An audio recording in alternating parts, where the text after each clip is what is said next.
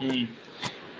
पौराणिक पोल प्रकाश की क्लास चल रही है, मृतक श्राद्ध चल रहा था, वो विषय हम लोग थोड़ा स्किप करके अब मेन विषय ले लेते हैं पौराणिक पोल प्रकाश की, जो जरूरी है खंडन मंडन के लिए। ठीक है, तो ये विषय है ऋषि दयानंद वेद व्यास। तो यजुर्वेद के 32वें अध्याय का ये पहला मंत्र है।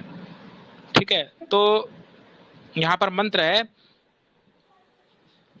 रिकॉर्डिंग चालू कर दो। चालू है। ठीक है, मैं पढ़ देता हूँ मंत्र तो। हाँ पढ़िए, आप पढ़ दीजिए, चलिए। तदेव अग्निस् तदादित्यस् तद्वायुस् तद्वायुस् तदु चंद्रमा तदेव शुक्रम तद ब्रह्म त आपा स प्रजापति। ये है। जी जी तो जी, ठीक है, आप इसका पदार्थ पढ़ते हैं। हाँ, हाँ, आप एक्सप्लेन करेंगे।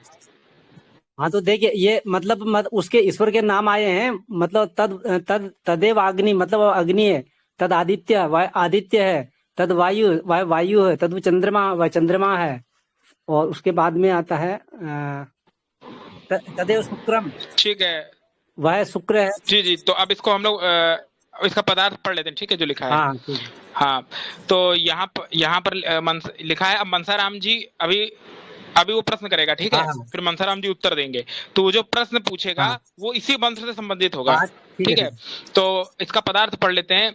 हे मनुष्यों, वह तत् से लिया है, वह सर्वज्ञ सर्वव्यापी सनातन अनादि सच्चिदानंद स्वरूप, हाँ, नित्य शुद्ध बुद्ध मुक्त स्वभाव न्यायकारी दयालु जगत का सृष्टा धारण करता और सबका अंतर्यामी। हाँ, एव ही माने ही, हाँ, अग्नि, अग्नि का अर्थ लिया ज्ञान स्वरूप और स्वयं प्रकाशित होने से अग्नि। हाँ, ठीक है, क्यों? क्योंकि ईश्वर में किसका प्रकाश है? ज्ञान का। ज्ञान ठीक है, विकास। वह प्रलय समय सबको ग्रहण करने से आदित्य और अनंत बलवान होने से वायु है। ठीक हाँ है, ठीक है। और वह आनंद स्वरूप और आनंद कारक होने से चंद्रमा है। और हाँ, शुक्रम का अर्थ है वो शीघ्रकारी अर्थात शुद्ध भाव से शुक्र है। ठीक है, हाँ, वह ब्रह्म महान होने से ब्रह्मा, वह हाँ, सर्वत्र व्यापक होने से आप, और वह प्रजापति अर्थात सभी का स्वामी होने से प्रजापति है, ऐसा तुम लोग जानो। ठीक है, तो हाँ, अब जो है पूर्व पक्षी यानी पोप जी, पौराणिक हाँ, पंडित जो है वो प्रश्न पूछ रहा है कि हे मनुष्यों, या जो अर्थ में लिखा है या वेद हाँ, के कौन से पद का अर्थ है जो स्वामी जी ने लिया है? ठीक हाँ, है, यानी ये जो क्वेश्चन है यहाँ पर बोला ना हे मनुष्यों ऊपर, तो ये जो अर्थ स्वामी जी ने लिया है वेद के कौन से पद का अर्थ लिया है? तो उत्तर दे हाँ, रहे हैं अच्छे से। मनसाराम हाँ, जी। ठीक है, हाँ, कौन बोल रहा है नीचे? ठीक है, हाँ मनसाराम जी उत्तर दे रहे हैं। वाह महाराज जी, खूब शंका की। क्या इसी अकल के मालिक बनकर आप आर्य समाज से लोहा लेना चाहते हैं? क्या आपको इतना भी विवेक नहीं कि वेद का ज्ञान मनुष्यों के लिए ही प्रकाशित हुआ है? तो फिर हे मनुष्यों, संबोधन सर्वथा ठीक ही है। और आपके विचार में यदि किसी पद के बिना संबोधन हो ही नहीं सकता, तो आपने जो अपनी पुस्तक में हे अर्ध आदि, ठीक है, तो ये जो इनकी पुस्तक है जो इन्होंने प्रमाण दिया होगा, जो इन्होंने किताब लिखी थी ना आर्य समाज की मौत, हाँ, तो उस पुस्तक में उन्होंने भी संबोधन में ये शब्द बोला है। तो अगर अच्छा, संबोधन से आपको दिक्कत है तो अपनी पुस्तक में आपने संबोधन का इस्तेमाल क्यों किया? तो मनसाराम जी यही हाँ, प्रश्न पूछ रहे हैं। उसके अच्छा, बाद आपने अपनी पुस्तक के पेज नंबर 253 से लेके 261 पे वहां पर शब्द आया है माँ ज्येष्ठम, तो इससे आपने हे अग्ने, ओम नमः पर्याय से हे शिव, ओम आपो भूष्टांथा से हे प्रभवा, ठीक है, हे जगदीश्वर, यानी आपने इतने सारे संबोधन जब अपनी किताब में लिया, हे अग्ने, हाँ, हे शिव, हे जगदीश्वर, तो अगर हमने बोल दिया हे मनुष्यों, तो इससे आपको आपत्ति क्या है? सही है ना, ठीक है ना। फिर आगे इत्यादि संबोधन मंत्र में पड़े किन पदों के अर्थ हैं? यानी ये जो संबोधन है हे मनुष्यों, ये मंत्र के किस पद का अर्थ है? इससे सिद्ध है, तो जैसा आप क्वेश्चन ही पूछ रहे थे वैसे आप पे भी लागू होगा। ये जो आपने हे जगदीश्वर हे शिव लिखा है, ये कौन से हाँ, पद का अर्थ लिया है अपनी किताब में आपने? इससे सिद्ध है कि संबोधन का अर्थों की संगति के अनुसार अध्याचार हो जाता है। ठीक है, हाँ, बिल्कुल सही है। फिर अगला प्रश्न पोप जी पूछ रहे हैं, क्या पूछ रहे हैं? सर्वज्ञ सर्वव्यापी इत्यादि, यह इतना बड़ा पिछुल्ला मंत्र के किसी पद में छिपा बैठा है या दयानंद के दिमाग से टपका है? ठीक है, वो कह रहा है ये जो सर्वज्ञ सर्वव्यापी आदि जो इतना इतना बड़ा लिख दिया है, कौन से पद का? तो वहां जो तत् शब्द नहीं था, तत् ऊपर देखो मंत्र में तत् शब्द था, तो तत् का वहां पर सर्वज्ञ सर्वव्यापी अर्थ लिया ऋषि ने। तो वही वो कह रहा है कि ये जो आपने सर्वज्ञ सर्वव्यापी ले लिया है छोटी सी पद का, तो ये जो मंत्र में जोड़ दिया है, तो ये मंत्र के किसी पद में है भी, या दयानंद जी ने अपने मन से कपोल कल्पना कर दी? तो नहीं, मनसाराम जी कपोल उत्तर दे रहे हैं। हाँ, हाँ, अब मनसाराम जी उत्तर दे रहे हैं। क्या हाँ, कह रहे बोलिए हैं बोलिए। कि इस मंत्र में तदेव पद से परमात्मा की ओर संकेत है। वह परमात्मा कैसा है जिसकी ओर तत् शब्द से संकेत किया गया है। तो जो इस मंत्र में तदेव पद है, उससे क्या कहा गया कि वह देव कैसा है। तो अब वो देव कैसा है, ये उसके गुणों को फिर आगे समझाया जा रहा है। वह सर्वज्ञ आदि पदों से बताया गया है। अतः या जो तत् शब्द का भाष्य ही है, यानी जो तत् शब्द से जो वहां अर्थ लिया ना, सर्वज्ञ सर्वव्यापी सनातन अनादि सच्चिदानंद नित्य शुद्ध बुद्ध मुक्त स्वभाव न्यायकारी दयालु आदि आदि, तो ये इसलिए स्वामी जी ने लिया है क्योंकि इस मंत्र में देव के गुण की चर्चा हो रही है, तो इसीलिए उन्होंने गुणों के विस्तार से व्याख्या की है ईश्वर के। ठीक है। अतः या जो तत् शब्द का भाष्य ही किया है स्वामी जी ने, ठीक है। आपने तदेव शब्द का अर्थ ही नहीं समझा। पोप जी से पूछ रहे हैं, जैसा कि आपने भी अपनी पुस्तक के पेज नंबर 263 पर अग्नि नया मंत्र में अग्नि पद का अर्थ दिव्य और दान आदि गुणयुक्त अग्निदेव किया है।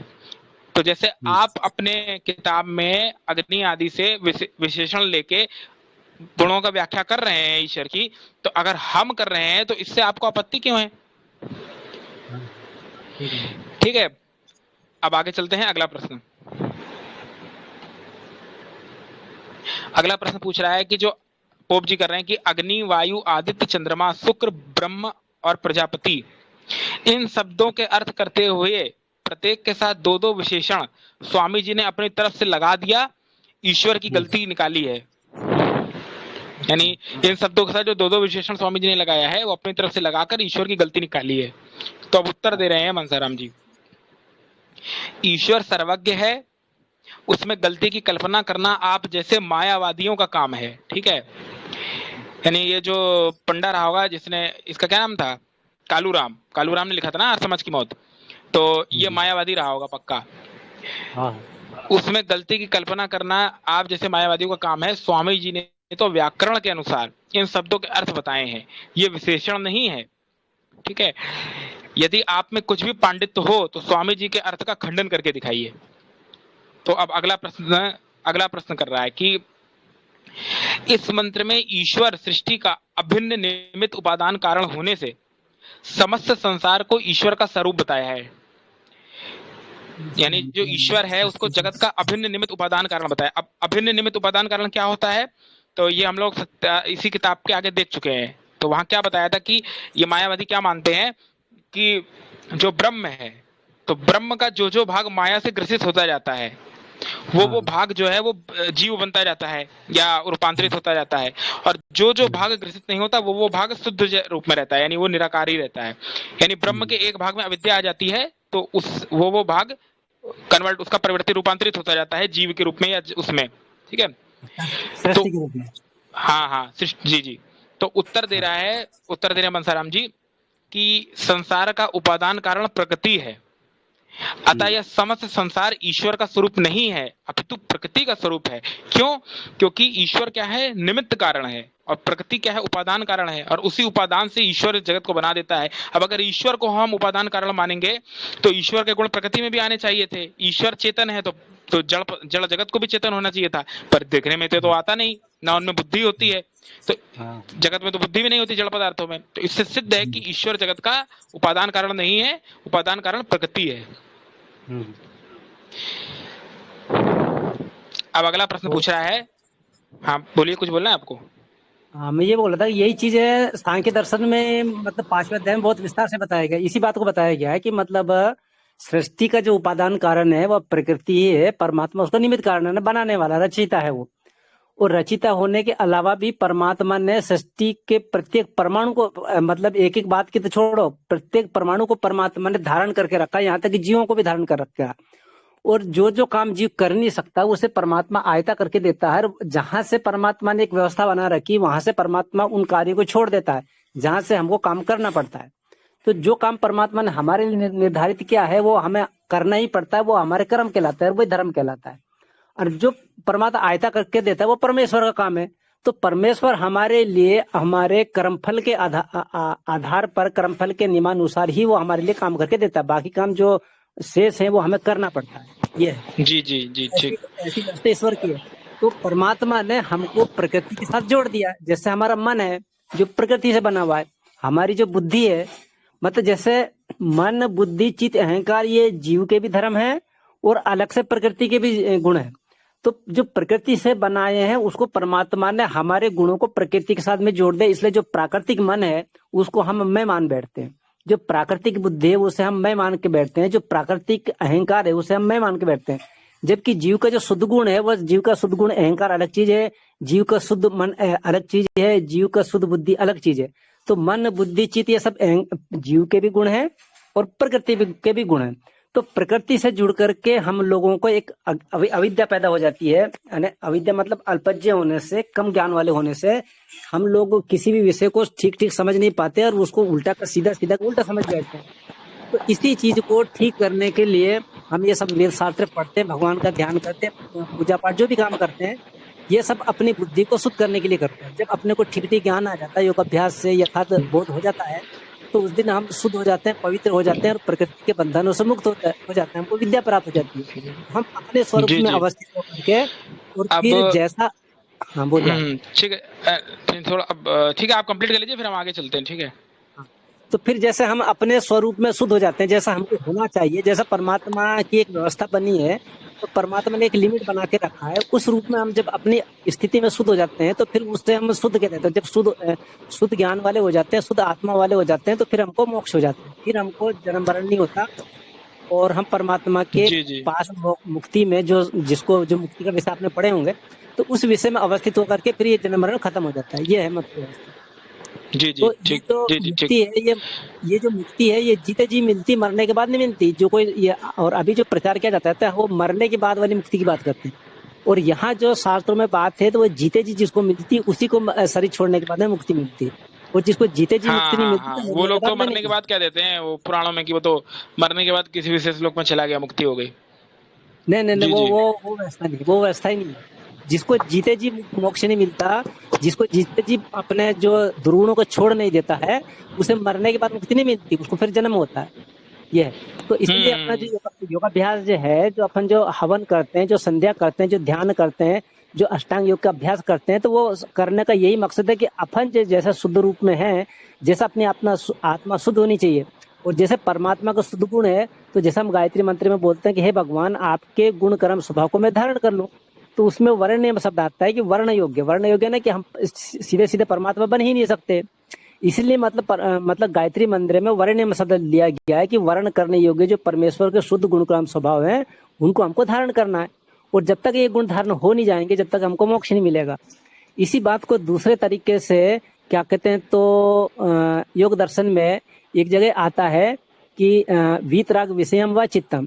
तो जैसे परमात्मा के ध्यान करने के बहुत सारे विकल्प हैं, उनमें से मतलब योग को सिद्ध करने के विकल्प है, भगवान के ध्यान के नहीं, योग को सिद्ध करने के अनेक विकल्प हैं। उन विकल्पों में एक विकल्प है कि आप किसी महापुरुष के गुणों का चिंतन कीजिए। मतलब वहां गुण, महापुरुषों के केवल गुणों का चिंतन करना, उनके नाम का जाप नहीं करना। नाम जाप तो केवल एक परब्रह्म परमात्मा के अलावा किसी और के नाम जाप का विधान वेदों में नहीं है। तो गुणों का चिंतन करना है, और गुणों के चिंतन करने से आत्मा शुद्ध होती है। तो वो केवल ध्यान की जी ओर जी जाने के लिए एक विकल्प मात्र है, लेकिन वो ही अंतिम विषय है, ऐसा नहीं बताएगा। तो हमने ठीक अब क्या ठीक कर है। दिया है। तो नहीं नहीं, अब हाँ थोड़ा मोक्ष विषय नहीं चल रहा है, तो ठीक है, आप अच्छा बता रहे हैं, पर वो किसी और दिन रखते हैं। अभी हाँ पौराणिक पूर्ण प्रकाश पे चलते हैं जी, ठीक है। हाँ ठीक जी, है। हाँ, ठीक है।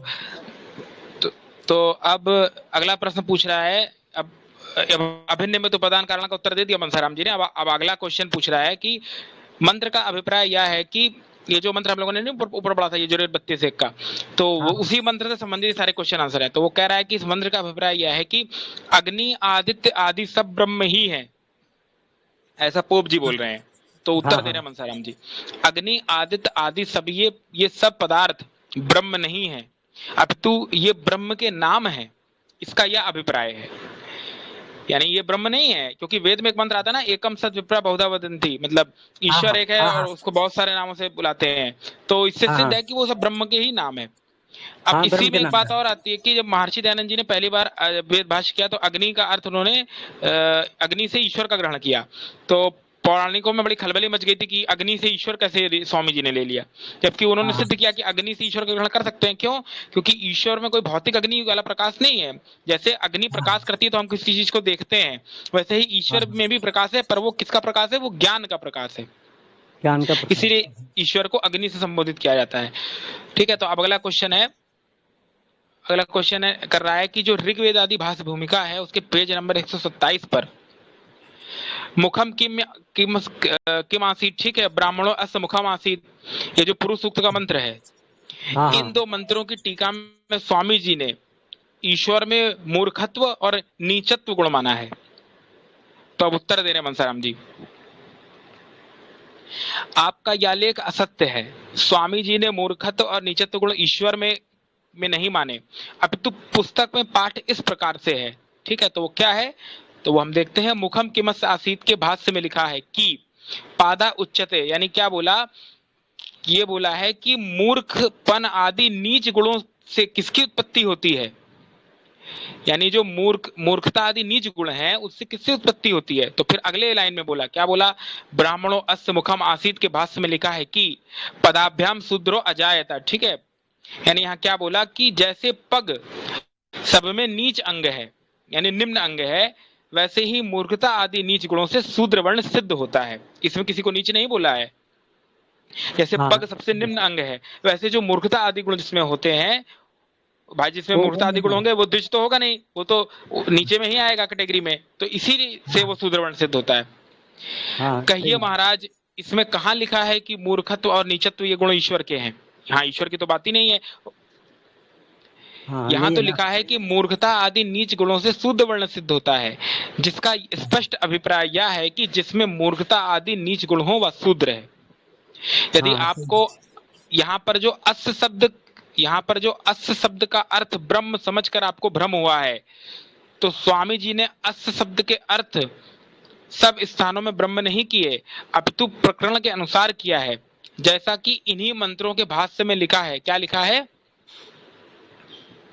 यहाँ लिखा है कि इस पुरुष के उपदेश से, यानी अस्य पुरुषो उपदेशा, ठीक है, तद उत्पन्नो भवति इति वेद्यम। ठीक है, इस पुरुष के उपदेश से पैदा हुआ ऐसा जानना चाहिए। इससे अर्थ स्पष्ट हो गया कि उस परमेश्वर के उपदेश से मूर्खता आदि नीच गुण से शुद्ध वर्ण सिद्ध होता है। अतः स्वामी जी ब्रह्म में मूर्खत्व और नीचत्व का गुण नहीं मानते। हाँ, सनातन धर्म ब्रह्म का माया या अविद्या से जीव बन जाना अवश्य मानता है, जैसा कि आपकी पुस्तक में भी लिखा है, किंतु उस ब्रह्म का एक अंश माइक ब्रह्म कहलाता है। उसमें इच्छा होती है कि वही संसार को अपने शरीर से पार करता है। कहिए महाराज, यानी आप ये मानते हैं कि जो ब्रह्म है आपका मायावाद में, वो अविद्या माया से ग्रसित होकर वो जो है वो अविद्या आदि ग्रसित माया से ग्रसित हो जाता है। ठीक है, तो जब ब्रह्म में अविद्या आ गई माया से ग्रसित होने पे, तो फिर तो आपका ब्रह्म ही मूर्ख हो गया ना। तो एक तरीके से आप अपने ब्रह्म को मूर्ख मानते हैं, हम लोग थोड़ी मानते हैं। हाँ, सही है, सही है। भाई, जब ब्रह्म में अविद्या या माया आ गई तो ब्रह्म तो आपका खुद अविद्याग्रस्त हो गया, वो मूर्ख हो गया। तो ये आरोप आर्य समाज में क्यों लगा रहे हो? हाँ, सही है। कहिए महाराज जी, आप ईश्वर को मूर्ख मानते हैं या आप मानते हैं या स्वामी जी? किसी ने ठीक ही कहा है। तो ये एक वो शेर कर रहे हैं, कविता कर रहे हैं कि गिला औरों का करते थे, कसूर अपना निकल आया। अगला प्रश्न पूछ रहा है कि दयानंद जी के साथ मुंशी इंद्रमणि जी का नमस्ते पर शास्त्रार्थ हुआ था। इस शास्त्रार्थ का जो मध्यस्थ थे वो वेद व्याख्याता पंडित भीमसेन जी हुए। स्वामी दयानंद की हार हुई। तो उत्तर दे रहे मनसाराम जी, कहिए महाराज, यह शास्त्रार्थ किस स्थान में हुआ था? कहीं यह आपके दादा के बंगले पर तो नहीं हुआ था, जिनकी बही से आपको पता लग गया हो? वरना स्वामी दयानंद जी और इंद्रमणि जी की विद्वता का मुकाबला ही क्या है? कहाँ राजा भोज और कहाँ गंगू तेली, ख्वाजा का गवाह डड्डू। ठीक है, मध्यस्थ भी भीमसेन ही थे, जिनका यज्ञ में पशु बलि मानने के कारण समाज ने बहिष्कार कर दिया था। क्या इसी गपबाजी से आप सनातन धर्म की विजय मानते हैं? वास्तविक बात तो यह है कि इस प्रकार का कोई शास्त्रार्थ हुआ ही नहीं था। और जो नमो ज्येष्ठाय चा कनिष्ठाय चा इत्यादि यजुर्वेद 1632 के अनुकूल नमस्ते करना सर्वथा वेद अनुकूल है, क्योंकि वेद में भी कई मंत्र आए हैं नमस्ते आदि के। तो वही वो कह रहे हैं कि ये जो नमस्ते आदि का वाक्य है ये वेद अनुकूल होना है, इसलिए माना है स्वामी जी ने। और ये जो तुम कह रहे हो कि शास्त्रार्थ में स्वामी जी हार गए, तो तुम्हारी भूल है, क्योंकि ऐसा कोई शास्त्रार्थ हुआ ही नहीं था। और जो भीमसेन को तुम मध्यस्थ बोल रहे हो, उस भीमसेन की समाज में बेइज्जती हो गई थी, क्योंकि वो यज्ञ में पशु बलि मानता था। ठीक है, तो अब आगे चलते हैं। अगला प्रश्न पूछ रहा है, स्वामी दयानंद और राजा शिव प्रसाद सितारे हिंद में ब्राह्मण ग्रंथ वेद है, इस विषय पर शास्त्रार्थ चला। इस शास्त्रार्थ के सभापति थोबी साहब बहादुर प्रिंसिपल क्वींस कॉलेज के काशी हुए थे। यानी जो क्वींस कॉलेज का प्रिंसिपल था काशी का, वो उसका मध्यस्थ था। और शास्त्रार्थ हुआ दयानंद जी और शिव प्रसाद सितारे हिंद में। इन्होंने अपने फैसले में लिखा था कि ब्राह्मण ग्रंथ वेद है। तो अब मनसाराम जी उत्तर दे रहे हैं, या बेईमानी तेरा आश्रय, क्या झूठ बोलने का और धोखा देने का आपने ठेका ले रखा है? वास्तव में ना स्वामी जी का राजा शिव प्रसाद से कोई शास्त्रार्थ हुआ और ना ही थोबी साहब को उसका सभापति बनाया गया था। राजा साहब ने तो वैसे भी अपनी प्रसिद्धि के लिए झूठी पुस्तक छाप दी थी, जिसका उत्तर स्वामी जी ने ब्रह्म उच्छेदन में लिख कर दिया है। यानी ये जो राजा नहीं था जिसको कह रहे हैं कि वहां पे हाजिर हुआ था क्वींस कॉलेज का, तो बहादुर साहब, तो इसने क्या था कि एक किताब लिखी थी दयानंद जी के खंड के, उसमें झूठी किताब। तो स्वामी जी ने एक किताब लिखी है ब्रह्मोच्छेदन, तो उसमें जब पढ़ोगे तो उसका उन्होंने उचित उत्तर दिया है इन सारे आरोपों का। फिर अगला प्रश्न कह रहा है कि डुमरिया जिला आरा में राजा के सामने राज पंडित परमहंस जी और दयानंद जी में मूर्ति पूजा पर शास्त्रार्थ हुआ। स्वामी जी ने राजा के सामने यह कह दिया कि आज मैं स्वीकार करता हूं कि मूर्ति पूजा वेद में लिखी है। तो उत्तर दे रहे हैं, मनसाराम जी झूठ बोलते हो, सफेद झूठ। स्वामी जी के डुमरिया राव में ऐसा कोई शास्त्रार्थ हुआ ही नहीं। मूर्ति पूजा वेद विरुद्ध है।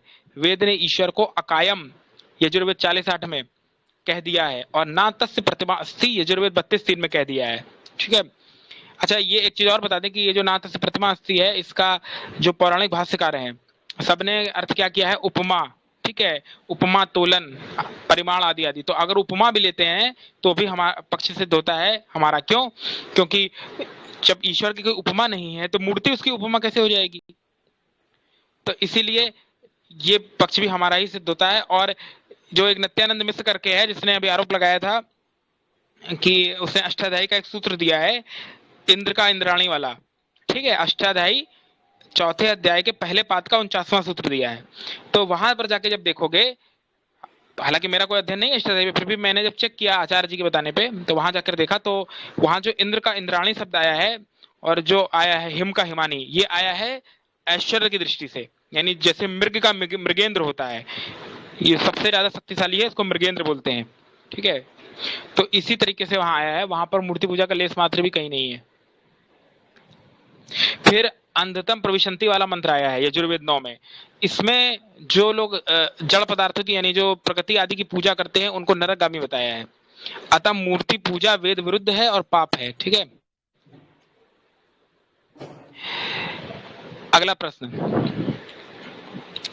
प्रश्न पूछ रहा है कि हाथरस में हरज सहाय भयाने वालों के साथ स्वामी जी का शास्त्रार्थ 10 मिनट हुआ। विषय यह था कि स्वामी जी संसार का उपादान कारण प्रकृति को मानते थे और हयस राय जी ईश्वर को। 10 मिनट के अंदर ही स्वामी जी ने कह दिया कि पंडित जी आपका पक्ष प्रबल है, इस पर मैं हार मानता हूं। ठीक है, ये पौराणिक पंडित बोल रहा है। ठीक है, तो अब मनसाराम जी उत्तर दे रहे हैं। पंडित मनसाराम कह रहे हैं, यह भी आपकी गप है, भला 10 मिनट में कोई शास्त्रार्थ हो सकता है? वास्तव में स्वामी जी का ऐसा कोई शास्त्रार्थ हुआ ही नहीं। हाँ, ईश्वर को संसार का उपादान कारण मानना वेद विरुद्ध होना अवश्य है, क्योंकि वेद ईश्वर को संसार का निमित्त कारण मानता है, उपादान कारण प्रकृति को मानता है। क्योंकि वेद में एक मंत्र आता है, द्वा सुपर्णा संयोजा सखाया। ठीक है, ये मंत्र बहुत फेमस मंत्र है। अब चूंकि यहाँ ज्यादातर लोग आर्य समाजी विचारधारा से हैं, तो ये आशा करते हैं कि सबको पता होगा ये मंत्र। ठीक है, नहीं पता है तो आप लोग सत्यार्थ प्रकाश में पढ़ सकते हैं जाके, 7वें 8वें समन्लास में आया है। फिर अगला प्रश्न कर रहा है कि स्वामी जी ने प्रथमा वृत्ति सत्यार्थ प्रकाश में मृतकों का श्राद्ध अपने आप लिख दिया। कलकत्ता में आशुतोष चटर्जी ने दिया या कह दिया था कि लेख मेरा नहीं, मेरे पास रहने वाले किसी पंडित ने लिख दिया।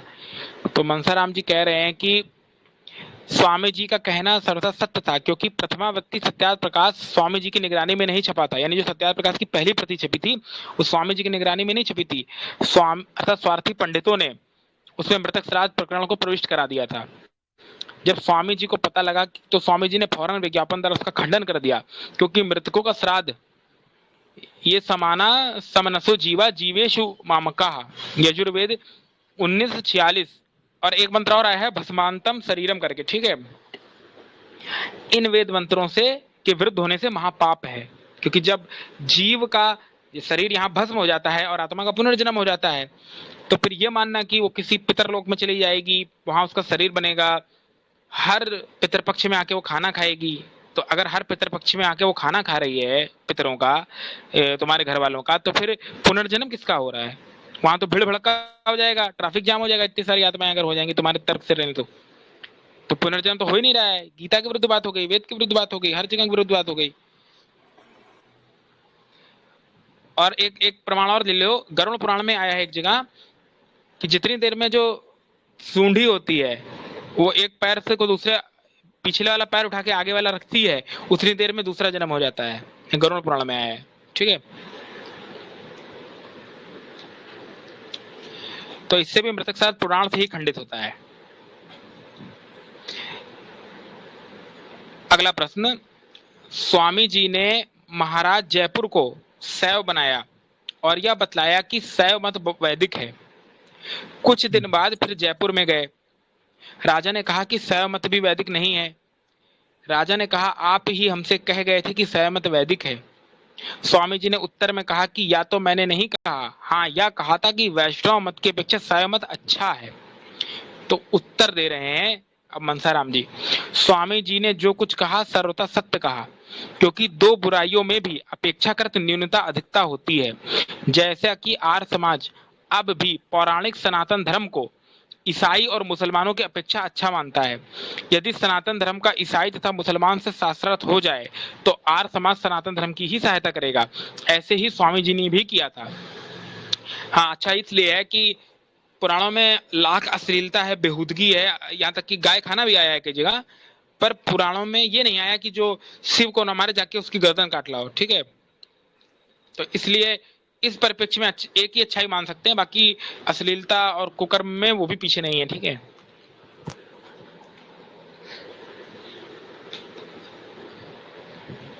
अब आगे चलते हैं। मत की बड़ाई कर दी, शैव मत की बड़ाई कर दी आज तो। हाँ, बड़ाई कर दी। कुछ अच्छा है किसकी अपेक्षा? वैष्णव के। भाई शैव मत तो है भाई, वैष्णव से तो बेटर ही है। वैष्णव वाले तो भाई मोहिनी बनकर आते हैं। नहीं, शैव मत का वो वाली जो शाखाएं हैं जो तंत्र आगम मानती हैं वो नहीं अच्छी हैं, वो तो बड़ी घिनही है, फिर उसमें तो बड़ा होता है कुछ, ठीक है। अब अगला प्रश्न, ऐसा इसलिए कहा होगा ना क्योंकि उस समय देवदासी प्रथा और ये समझ रहे हो ना, रास लीला, ये वैष्णवों ने बड़ा वो कर रखा था, बर्बाद कर दिया था।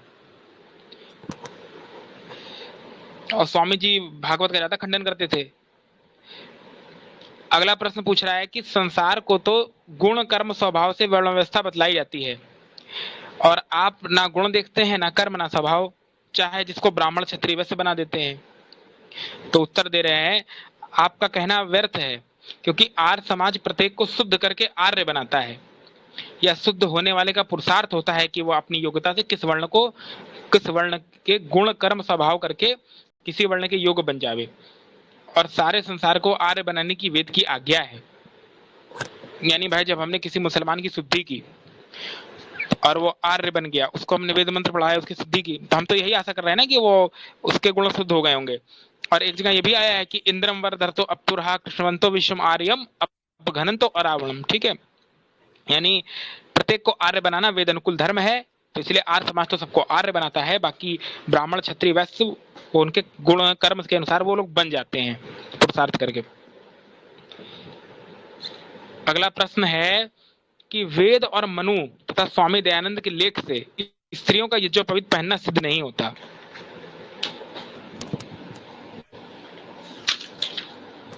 तो उत्तर दे रहे हैं आपकी यह प्रतिज्ञा निर्मूल है, क्योंकि वेद तथा मनु स्वामी जी के स्त्रियों का वेद का अधिकार मानते हैं, क्योंकि ऋग्वेद के 10वें मंडल के 101वें सूक्त का चौथे मंत्र में आता है, क्या आता है, भीमा जाया ब्राह्मणस्यो पनीता। ठीक है, यानी यहाँ यज्ञोपवीत की बात आई है। ये हम लोग प्रकरण पढ़ चुके हैं आगे बहुत विस्तार से। ठीक है, मनु ने भी ये लिखा है, क्या लिखा है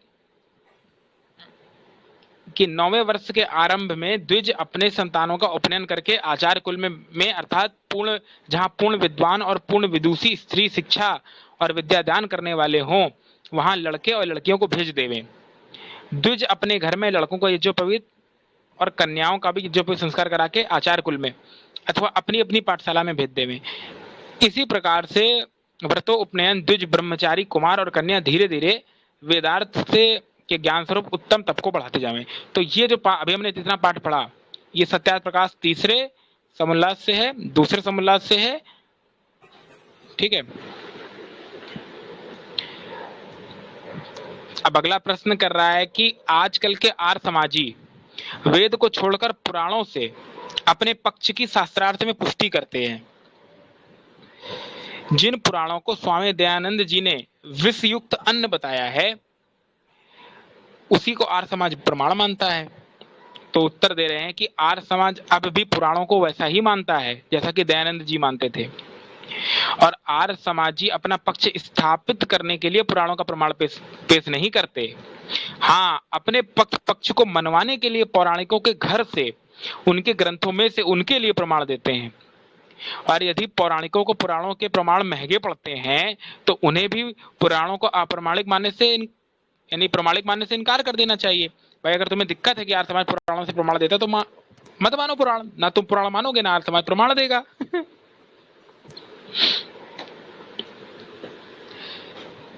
ठीक है, तो आगे चलते हैं। अगला प्रश्न, आर्य समाजियों ने एक चाल यह चली है कि वेद शास्त्र को छोड़कर इतिहास से धर्म निर्णय करने लगे हैं कि यह अमुक स्त्री का विधवा विवाह हुआ था, इस कारण से विधवा विवाह करना धर्म है। यह निर्णय धर्म अधर्म में सर्वथा घबला मचाने वाला है। द्वापर में मल्लू धोबी की अम्मा ने 250 पति किए, तो अब प्रत्येक स्त्री को 250 पति करना धर्म हो गया। यादवों ने शराब पी नशे में कटकर मर गए, तो प्रत्येक मनुष्य का धर्म हो गया कि शराब पीकर मर जाए। रावण ने श्रीमती जानकी नंदिनी को हर लिया, अब मनुष्यों का धर्म है कि दूसरे की औरत को चुराया करो।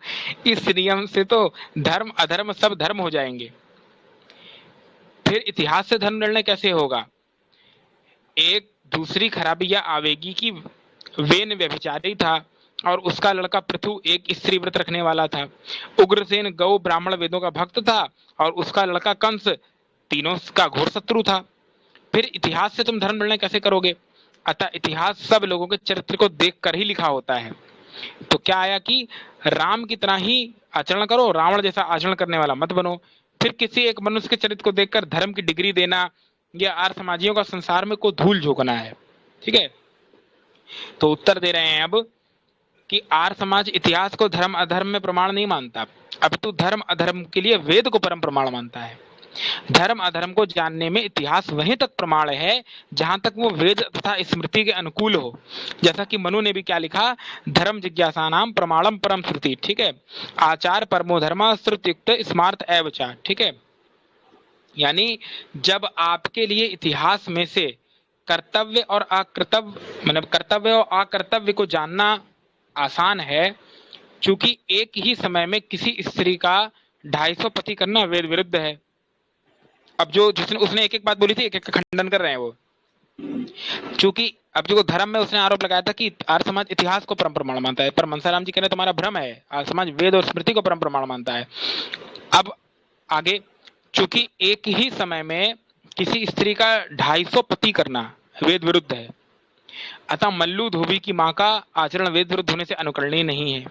और चूंकि स्त्री को दूसरे पति का अधिकार वेद देता है, अतः अर्जुन का नाग राजा की विधवा पुत्री से विवाह करना वेद अनुकूल होने से अनुकरणीय है। क्योंकि शराब का पीना, पराई स्त्री हरण करना वेद के विरुद्ध है, इसीलिए यादवों का शराब पीकर कट मरना और रावण का सीता को चुरा ले जाना वेद विरुद्ध होने से अनुकरणीय नहीं है। धर्म अधर्म की कसौटी वेद को मानकर ही इतिहास से धर्म और अधर्म के निर्णय में कोई घपला नहीं हो सकता। इतिहास यानी अगर हम वेद के अनुकूल मानेंगे तो हमारे लिए शास्त्र को बचाना बहुत आसान हो जाएगा, रामायण महाभारत, और कोई रास्ता नहीं हिंदुओं के पास। जैसे राम जी का उदाहरण ले लो, मांसाहार वाला। अब वहां लिखा है कि वेद के ज्ञाता थे, संध्या करते थे, समाधि लगाते थे, तो जब व्यक्ति ऐसा करता था फिर वो मांस कैसे खाएगा अगर कहीं वाल्मीकि रामायण में श्लोक आया तो। और वेद वेद पढ़ते थे, वेद में कहीं मांसाहार है नहीं, इससे सिद्ध होता है कि राम जी भी शाकाहारी थे। ठीक है। जैसा कि वेन का व्यभिचार करना, कंस कंस का गौ ब्राह्मण और वेद से शत्रुता करना वेद विरुद्ध होने से पाप है, अतः अनुकरणीय नहीं है। और राजा पृथु का एक स्त्री व्रती होना तथा उग्रसेन का गौ ब्राह्मण और वेदों का भक्त होना वेद अनुकूल होने से धर्म है, अतः यह अनुकरणीय है। आपकी यह थ्योरी ही गलत है कि राम की तरह आचरण करो, रावण की तरह आचरण ना करो। अब तो यह थ्योरी ठीक है कि मनुष्यों के वेद अनुकूल आचरण का अनुकरण करना चाहिए और वेद विरुद्ध आचरण का अनुकरण नहीं करना चाहिए, क्योंकि राम तथा रावण दोनों ही इंसान थे, दोनों से गलती हो सकती है। अतः किसी भी इंसान का चरित्र धर्म अधर्म की डिग्री में नहीं आ सकता। आर्य समाज का यही एक निश्चित सिद्धांत है। ठीक है, बात सही है। देखिए, जहां तक हो सके वेद को ही ईश्वर ओम, हमको ईश्वर ओम को ही अपना लक्ष्य बना के चलना है, वेद को परम प्रमाण मानना है, और अंधभक्ति तो किसी की नहीं करनी है। ठीक है, क्योंकि हो सकता है कि कल इन्हीं महापुरुषों के चरित्र को दूषित करने वाले विधर्मी लोग मिलावट कर दें। तो अगर आप कसौटी मान के चलेंगे वेद और वेद की, तो आप समझ जाएंगे कि ये व्यक्ति ऐसे थे, ऐसे नहीं रहे होंगे। लेकिन अगर आप अंधभक्ति करेंगे तो फिर हो सकता है कि आप गलत चीजें भी मानने लगे उनकी, जो इनके साथ जोड़ दी गई हो। तो आर्य समाज तो ये नहीं मानता, परंतु आपका जो सो कॉल्ड हिंदू धर्म, या जिसको आप सनातन धर्म, क्योंकि सही नाम तो है सत्य सनातन वैदिक धर्म, ठीक है, क्योंकि बिना वेद के सनातन का कोई अस्तित्व नहीं है। तो जिसको आप मानते हैं तो उसमें क्या लिखा है वो हम देख लेते हैं। वहां ये आया है गरुड़ पुराण आचार खंड, यानी ये श्लोक हम लोग पहले भी पढ़ चुके हैं। यहाँ पर तर्क आदि को और श्रुति आदि को क्या किया गया है, तो मतलब निगलेक्ट कर दिया गया है एक तरीके से। तो सनातन धर्म के मंत्र को, सनातन धर्म के मंतव्य को आर्य समाज के गले मलना यह अव्वल दर्जे की मक्कारी, छल कपट बेईमानी के अतिरिक्त और कुछ नहीं है। यानी यहाँ पर तर्क को श्रुति को दोनों को हटा दिया गया है मानने से एक तरीके से, और ऐसा तो पुराणों में भरा पड़ा है। वेद की भी बदनामी की गई है, यहाँ तक कि आपके भागवत में भी वेद की बड़ी बदनामी की गई कई जगह। अगला प्रश्न, हम यह निर्णय नहीं करेंगे कि मुसलमान ईसाई आदि के धर्म अकाट्य और मान्य है व नहीं, जिसका धर्म जैसा है उसी के लिए मुबारक है। मजहब मजहब है, किंतु आर्य समाज चालबाजियों का भंडार है। तो अब उत्तर दे रहे हैं मनसाराम जी। अरे इसने बहुत गाली, इसने पता है बहुत गंदी गंदी गालियां लिखी हैं। जब इसका पहला पार्ट पढ़ोगे ना पौराणिक पूर्ण प्रकाश का, उसमें इसने मतलब अपनी औकात दिखाई है, भर भर के गाली दिए दयानंद जी को, उनकी माँ को। ठीक है, हालांकि आर्य समाज ने जब किताब छापी तो उसने किसी को गाली नहीं दी, अपनी सभ्य शैली में खाली उसके तर्कों का खंडन किया। लेकिन इस पौराणिक पंडे ने कलुआ, उसने बहुत गाली दी है। ठीक है, आप में यह हिम्मती कहाँ है कि जो आप ईसाई और मुसलमानों के मजहब की समालोचना कर सकें। धर्म बहुत से नहीं होते, जब ईश्वर एक है तो उसकी ओर से धर्म भी एक ही है, और वो है वैदिक धर्म, जिसकी बुनियाद किसी एक मनुष्य पर है, वह मजहब होता है। जैसे कि इस्लाम और ईसाईयत किसी व्यक्ति विशेष पर टिके हैं, मोहम्मद और जीसस पे। ठीक है, वह हिसाब से ईसाईयत और इस्लाम मजहब हैं और आर्य समाज वैदिक धर्म है, किंतु पौराणिक सनातन धर्म चूचू का मुरब्बा है। क्यों मुरब्बा है? क्योंकि आपके यहाँ दुनिया भर की मान्यताएं हैं। कहीं किसी पुराण में कुछ लिखा है, किसी पुराण में कुछ लिखा है। जैसे देवी भागवत में आया कि देवी ने अपने जो हाथ है उसको काटा, उससे खून का एक लच्छा गिरा, उससे ब्रह्मा पैदा हुआ। फिर ब्रह्मा से कहा कि मुझसे शादी कर ले, ब्रह्मा ने मना कर दिया, ब्रह्मा को भस्म कर दिया। फिर एक बूंद टपकी वहां से, उससे विष्णु पैदा हुआ, उससे कहा शादी कर लो, विष्णु ने मना कर दिया, उसको भी भस्म कर दिया। फिर तीसरा टपका खून, उससे महादेव पैदा हुआ, महादेव को कहा कि तुम शादी कर लो, तो महादेव ने कहा ये तो हम नहीं कर सकते, एक काम करो तुम अपने जैसी 3 और स्त्री पैदा करो। हाँ, और पैदा करो। नहीं, पहले महादेव ने कहा कि ये जो 2 भस्म पड़े हैं ये कौन है? तो कहा कि तुम्हारे भाई हैं दोनों, इनको भस्म कर दिया है। तो कहता है एक काम करो, इनको जिंदा कर दो वापस, और अपने जैसा 3 स्त्री और पैदा करो, तो हम तीनों उनसे शादी कर लेंगे। तो स्वामी जी लिखते हैं, वाह वाह पोप जी, माँ से शादी नहीं की तो बहन से शादी करवा दी। इतने नीचता पे गिर गए पोप जी। तो यही गपोड़ कपड़ा चौथ बढ़ी है पुराणों में। मतलब ये मान के चलो कि कोई पंडा अगर ईमानदारी से भागवत और शिव पुराण पढ़े एक एक अक्षर, तो पब्लिक के सामने जूता पड़ेगा उसको अगर वो पढ़ के सुनाएगा। ये लोग क्या करते हैं, भागवत बांचते तो बस एक चौपतिया बना लेते हैं, उसमें से मेन प्रसंग ले लेते हैं, उसी को बांचते हैं, ठीक है, उसमें लीप देते हैं कि ये तो माया है, ये है, वो है। बाकी वो पूरी भागवत पॉइंट टू पॉइंट अगर पढ़े श्लोक तो जूता मारेंगे लोग। लिख के ले लो। अगला प्रश्न, यदि आर्य समाज दुर्गंध को दूर करने के लिए हवन, अब ये देखो कितना घटिया प्रश्न और 2 दर्जे का प्रश्न है, ठीक है। अब इस पर हंसी भी आएगी आप लोगों को। यदि आर्य समाज दुर्गंध को दूर करने के लिए हवन करता है तो उनको पाखाने में हवन करना चाहिए। अरे भाई, अब उत्तर दे रहे हैं मनसाराम जी।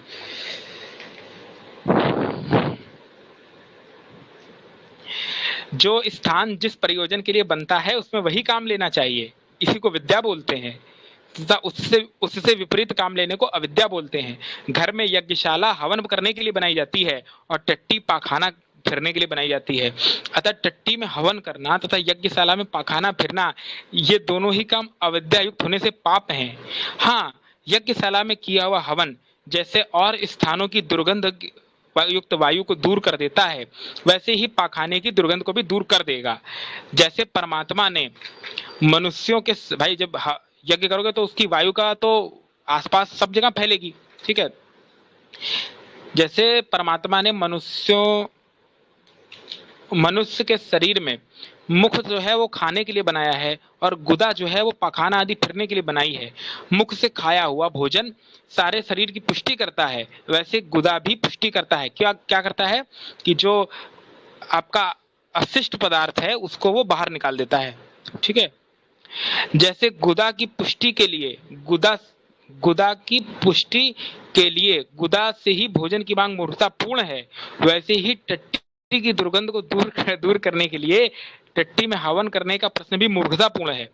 संभव है कि जो प्रश्न करता है पौराणिक पंडित हट में आकर गुदा से भोजन करने की मूर्खता में संलग्न होने की तैयारी हो जाए, किंतु तो भी कोई आर्य समाजी टट्टी में हवन करने की मूर्खता कभी नहीं कर सकता, ठीक है। देखो कितना अनपढ़ों वाला सवाल था। अच्छा, एक तर्क हम भी देना चाहेंगे, ऐड करना चाहेंगे इसमें, मेरे दिमाग में आ गया कि जो रसोई होती है वो होती है भोजन पकाने के लिए और पखाना होता है पखाना करने के लिए, ठीक है। तो पौराणिक पंडे उल्टा करके दिखाएं, लैट्रिन में भोजन पकाएं और रसोई में पखाना करके दिखाएं, ठीक है।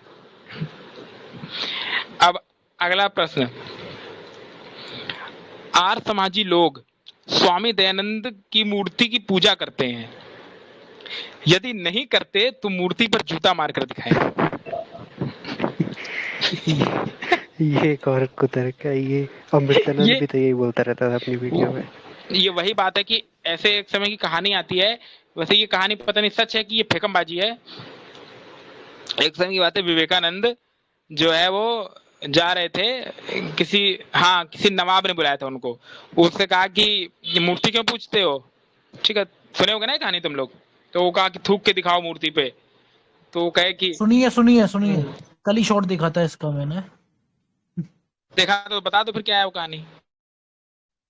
अरे कुछ नहीं, वो जो है नवाब वो ये पूछता है उनसे कि इस मूर्ति को क्यों पूछते हो, ठीक है। तो स्वामी विवेकानंद ये कहते हैं कि ये जो तस्वीर है ये किसकी है, वो कहता है ये हमारे पिताजी की तस्वीर है, ठीक है।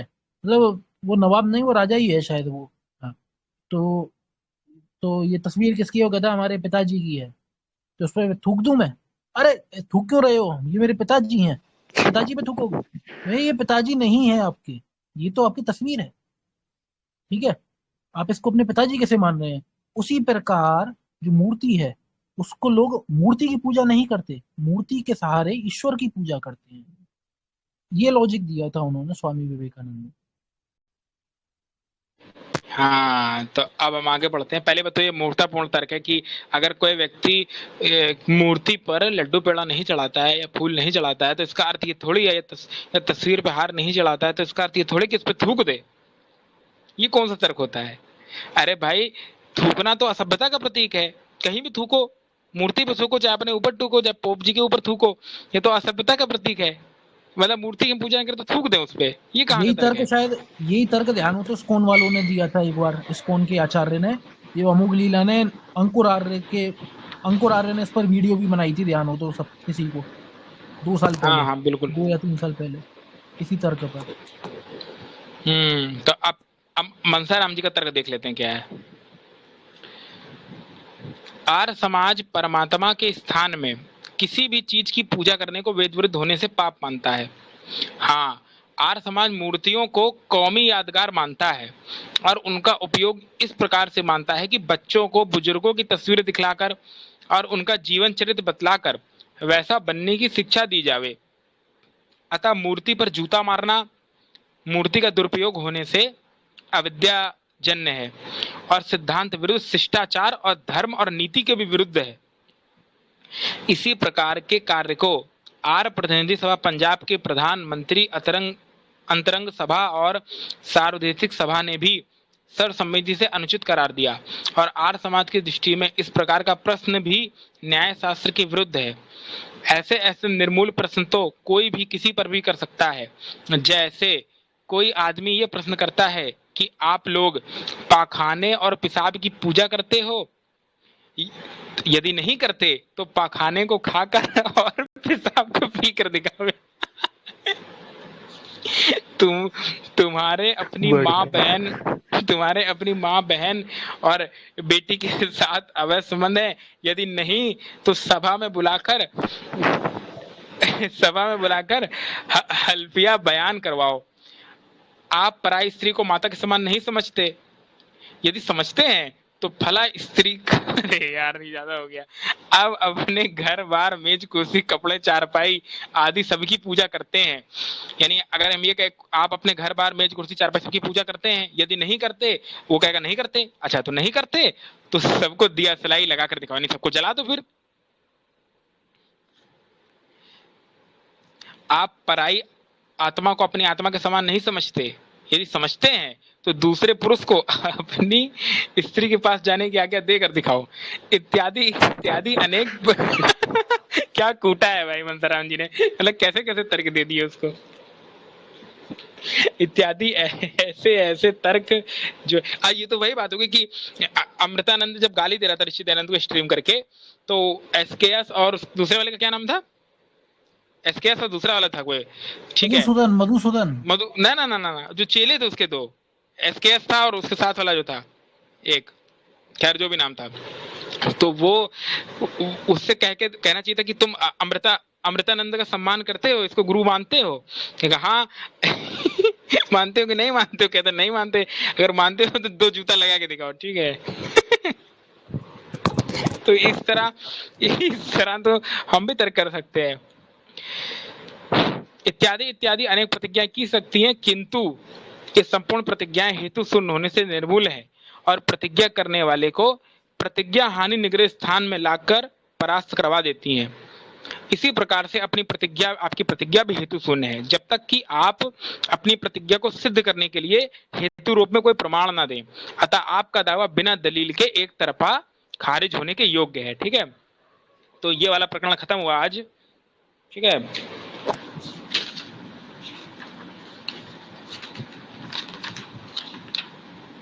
अच्छा, हमारा इंटरनेट थोड़ा चला गया था बीच में, उसको दोबारा रिपीट कर दो। वो क्या कह रहे थे तुम? वो कौन जो सा? चप्पल वाली जो बात है उसको रिपीट कर दो दोबारा। कौन चप्पल वाली? अरे वही वो मूर्ति, वो जो क्या कहते हैं, तस्वीर को चप्पल से मारने वाली बात जो है, तो वो तो शुरू तस्वीर में वाली। क्वेश्चन पढ़ दिए कि मूर्ति पर जूता हाँ मार के उसका दिखाएं। हाँ उसका आंसर थोड़ा संक्षेप में दे दो, और फिर उन्होंने क्या क्या बताया, फिर शास्त्रीय कुछ वो भी तो कहे उन्होंने। हाँ, उन्होंने कहा कि ये प्रतिज्ञा हानि निग्रह स्थान है, अपनी प्रतिज्ञा के विरुद्ध जाना। और अगर तुम यही तर्क करते हो, पहले बात तो आर्य समाज जो है वो परमात्मा के स्थान में किसी और को पूजना पाप मानता है। हाँ, लेकिन आर्य समाज मूर्तियों को यादगार के तौर पे मानता है कि उसको दिखाकर आप बच्चे आदि उनके जीवन चरित्र से शिक्षा लें और उनके जैसा बनने की कोशिश करें। और जो मूर्ति पर जूता मारना, मूर्ति का दुरुपयोग करना और शिष्टाचार के विरुद्ध बात है। ठीक है, तो फिर उन्होंने कुछ वो तर्क दिए कि कुछ तर्क उन्होंने कुतर्क अपने जैसे वो किया वैसे उन्होंने भी कुतर्क किया कि अगर तुम कुतर्क करोगे तो ऐसे तो हम बहुत सारे कुतर्क कर सकते हैं। जैसे कि एक कुतर्क ये है कि तुम चारपाई, मेज, कुर्सी की पूजा करते हो, तो पूर्व पक्षी का नहीं नहीं करते हो तो उसको जला के दिखाओ। ठीक है ऐसे इन्होंने और 2-3 तर्क अरे दिए। वाह, ठीक है गजब। और 2-3 तर्क दिए इन्होंने। ठीक है, एक तो बड़ा गंदा तर्क है, वो पढ़ लेना जाके। नहीं, दोबारा बोल दो ना, कौन सा वाला? अरे यही वाला जो अभी बोला। एक तो वो पखाने वाला बोला है कि वो तो करके समझ दिखाओ। गया, ठीक है, वो तो मैं हाँ समझ गया। वही सब है, वो वही तो सब उस और समय कुछ नहीं है। नहीं, उस समय इंटरनेट था मेरे में, लेकिन वो मूर्ति वाला है ना, वो में वो जो जूता मारने की बात करते हैं, वो तो उसमें हमने चला उसको गया मैं। बोला था, अमृतानंद एक केस वाला उदाहरण दिया था कि वो अगर सम्मान अमृत, नहीं करते तो जूता मार के दिखाओ। हाँ, उस पर क्या कहा था तुमने? अरे वो कहता था ना अमृतानंद की आर्य समाजी दयानंद की पूजा करते हैं, अगर अगर जो कहोगे हम दयानंद की मूर्ति पूजा नहीं करते तो उन पे जूता मार के दिखाएं। अमृतानंद बोला था वहां स्ट्रीम में बैठ के। हाँ, तो ऐसे तो हम भी कुतर्क कर सकते हैं। तो मूर्ख है ना वो व्यक्ति। अब किसी की सम्मान कर रहे हैं, पूजा नहीं करता, कोई मूर्ति पूजा नहीं कर रहा तो जूता मारे उस पर, ये कौन सा तर्क है? ठीक है, तो ये प्रकरण खत्म हुआ। अच्छा, ये पुस्तक को मंगा लेनी चाहिए हार्ड कॉपी में यार, ऐसा लग रहा है। ये तुमने ये बात बहुत बहुत देर में तुमको समझ में आई। आपने तो बड़ी जल्दी बोल दी ये बात। क्या बात है इसी और बात इसके पे साथ साथ एक आपको। और बात बताओ, ये जो पौराणिक टूप और वैदिक टूप है, ये वाली पुस्तक, इसमें भी कुछ अलग है या फिर यही है? नहीं नहीं, पौराणिक पोल देखो, पौराणिक पोल प्रकाश में विस्तार से है। अच्छा, जो पौराणिक पोल पर वैदिक तोहफा, ये इसका पहला भाग है, वो तुमको मिलेगा हरे जिल्द में। उसमें मंथाराम जी की जीवनी है शुरू में, उसके बाद उसमें उसमें थोड़ा शेरो शायरी बहुत है उसमें। ठीक है, उसी में तुमको सारे आरोप दिए हैं, मतलब जो जो इसने मेन मेन आरोप लगाए हैं उसकी लिस्ट उसमें दी है। इवन गाली तक लिखी है उसमें जो इसने दिया है पंडे ने ऋषि दयानंद को। ठीक है, तो उसका फिर वहां से खंडन कूटना शुरू किया है। आर्य समाज और श्री कृष्ण, आर्य समाज और राम, फिर सबको कूटा है, मतलब बखिया उधेड़ दिया है। उसके बाद इसमें इसमें थोड़ा विस्तार से समझाया, उसमें ज्यादा बखिया उधेड़ी है पहले पार्ट में।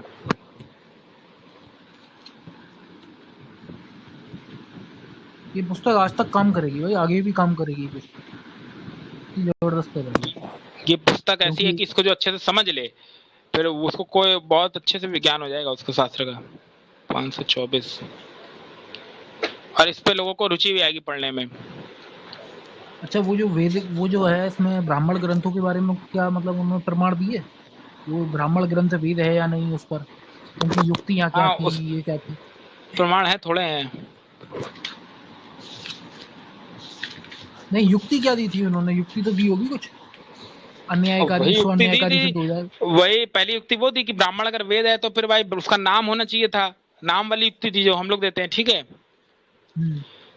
कि उसका नाम ही है ब्राह्मण। अगर अगर वेद होता तो उसका नाम सतपथ वेद होना चाहिए, तो सतपथ ब्राह्मण क्यों है? और भी कुछ युक्तियां दी हैं, तर्क दिया है, प्रमाण दिया है कि ब्राह्मण वेद नहीं है। ठीक है,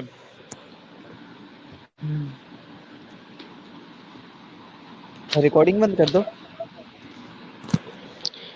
अब हम लोग कल सत्यार्थ प्रकाश से जितने भी आरोप लगे हैं वो पढ़ेंगे। ठीक है, आज का वेद का कंप्लीट होता है। कल सत्यार्थ प्रकाश से जितने आरोप उठाए, सत्यार्थ प्रकाश, या अगर हमें कोई दिक्कत नहीं है, लेकिन सत्यार्थ प्रकाश में जितने भी जो जो मेन आरोप लगाए गए हैं उसका निवारण कल की क्लास में हम लोग करेंगे। अच्छा, वो भी किया इन्होंने कवर अपनी पुस्तक में? और क्या, ये कितने साल पुराने पहले के हैं ये मनसाराम जी? ये हैं आपके 1900, एक मिनट,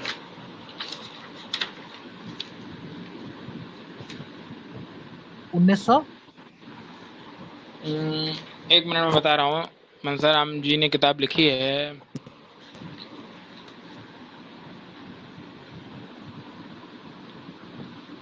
इस सन 87-88 के करीब छपी है, लिखी है शायद, और इसको उर्दू में लिखी गई थी। इसको फिर जगदीशानंद जी ने शायद इसको छपवाया था दोबारा कुछ।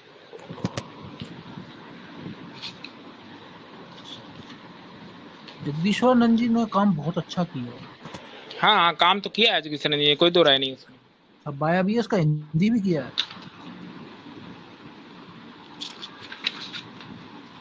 मतलब ये तो 24 घंटे पढ़ते लिखते ही रहते होंगे जगदीश्वरानंद जी तो। हाँ हाँ, आर्य ये समाज तो के ज्यादातर लोग पढ़ते ही रहते थे। वो लोग दिन रात यही करते थे।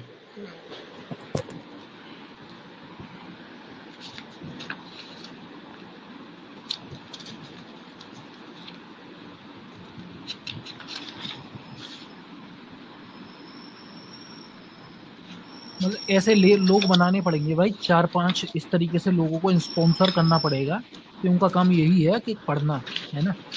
इसे रिकॉर्डिंग बंद कर दो और जब आ जाए जिसके पास तो ग्रुप में पिन कर दे रिकॉर्डिंग लाल कर दो चिट्ठी में। बंद, तुम कर दो बंद। मैं एडमिन का ठीक हूँ। है। अच्छा एडमिन हूँ मैं।